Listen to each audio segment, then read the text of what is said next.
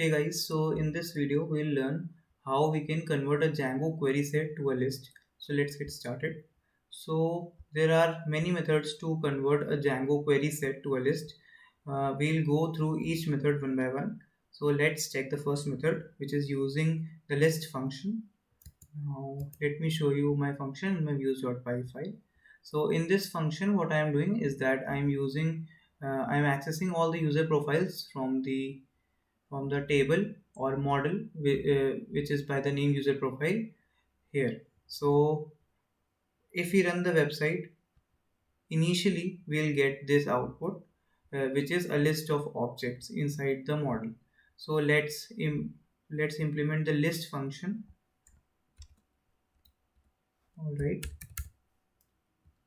now let me save the data and refresh my website.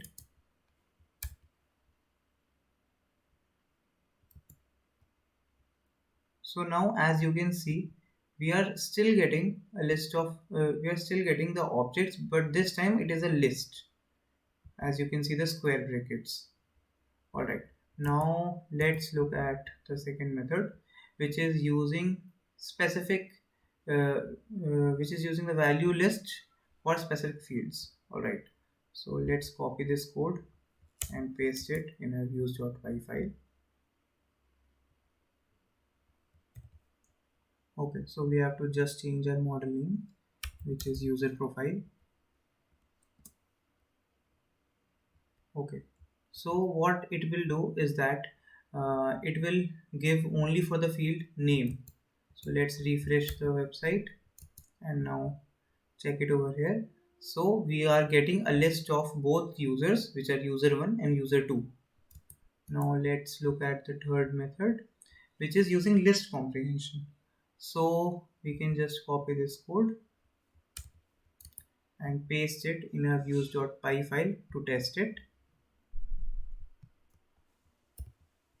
Okay, so first of all, let's change the model name to user profile.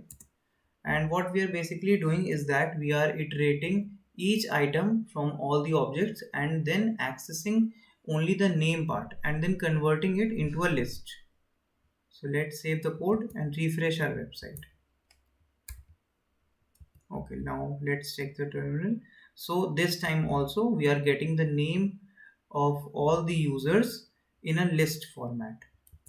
Now let's check the next method, which is converting query set values to a list of dictionaries. Okay, so here we are just converting the values to a list of dictionaries. Let me show you that.